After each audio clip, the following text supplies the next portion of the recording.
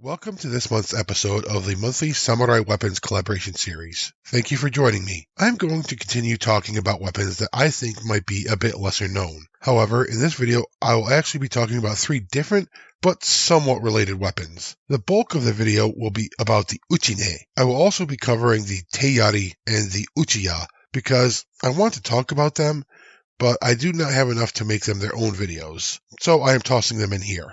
Please go and check out the other members of this collaboration. Videos will be in the playlist, and videos for this month specifically will be in the description. The links to their channels will also be in the description.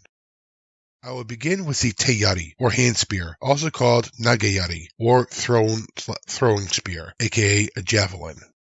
It is a fairly simple weapon. In its most basic form, it is just a yari spearhead on a significantly shortened staff.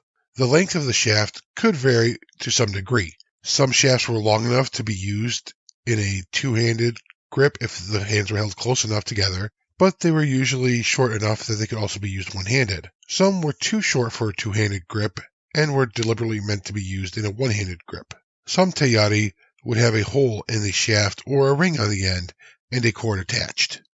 There were a couple of ways that these weapons were used. One was basically as a short yari, meant for close quarters fighting, often in enclosed areas such as indoors, but not exclusively. They could also be used in a palanquin, norimono, as a last resort weapon if the palanquin were to be attacked.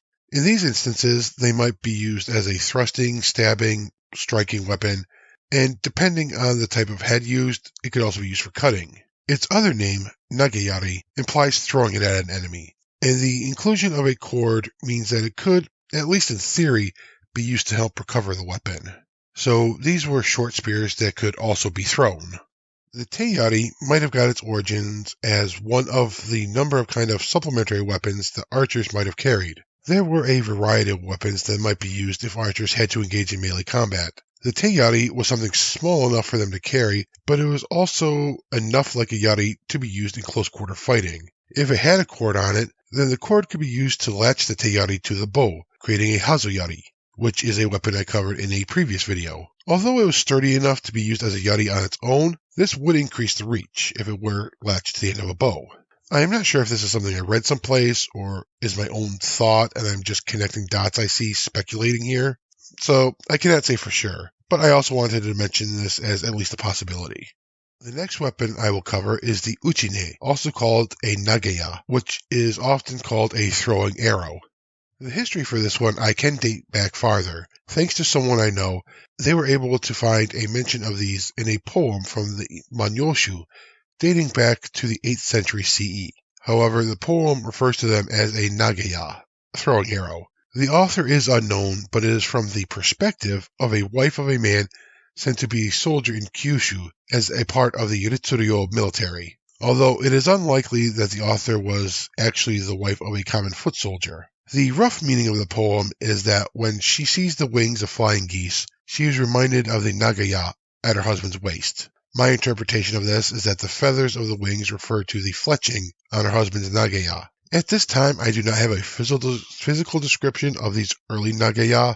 At some point, the nageya, or at least something similar to it, began being called a uchine in at least some circles, and that is the name it is most commonly known as today.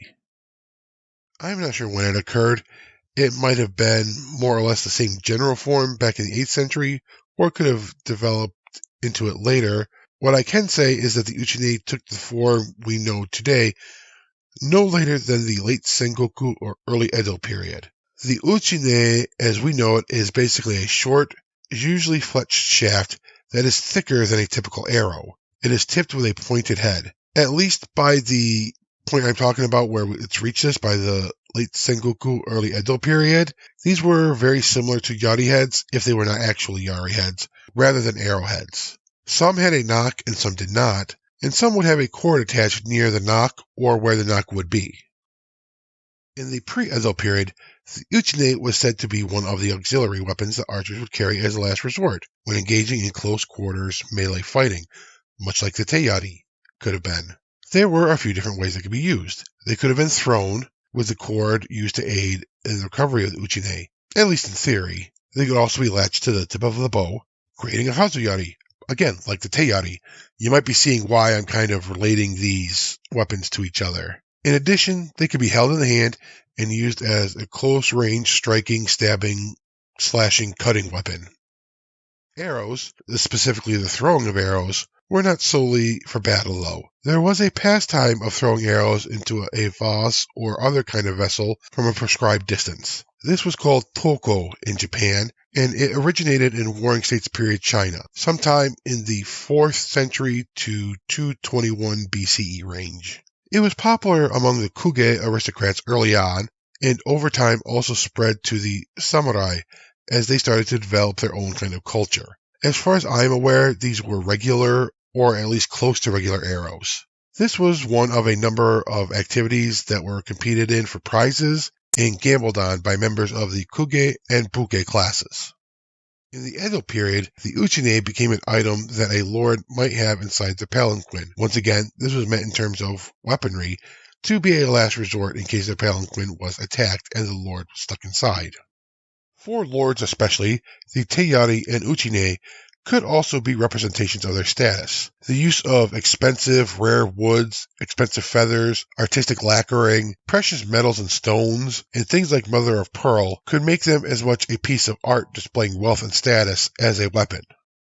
And finally, I will briefly mention the Uchiya. This is the one that I have the least to say on at this time, but since it is kind of related, although not as closely as the other two, I thought I would add it in. This was a weapon that consisted of a small, thin arrow, or an iron bolt, or spike, and a short tube, usually bamboo. These iron bolts or spikes, when they are thrown, are often referred to as bow shuriken. One end of the tube would have an opening. With a throwing motion, the tube would be used to launch the arrow or shuriken at the enemy, kind of like an arrow or shuriken thrower to increase the force of the throw. At this time, it does not seem like these were a common thing, but they did exist at some point. I have not really been able to find much about them, but I wanted to give a very quick introduction because they did exist. Thank you for giving me your time in watching this video. I hope you found it interesting and perhaps learned something new from it. If so, please consider leaving a like, commenting, sharing, and subscribing. If you are interested, links to social media are in the description, and a special thank you to my Patreon member, Coulter Nebel. Again, videos for this month will be in the description. Please check them out and check out their channels while you're there. I hope that you will join me for the next video. Have a wonderful day or night wherever you are. Otsukare-sama deshita.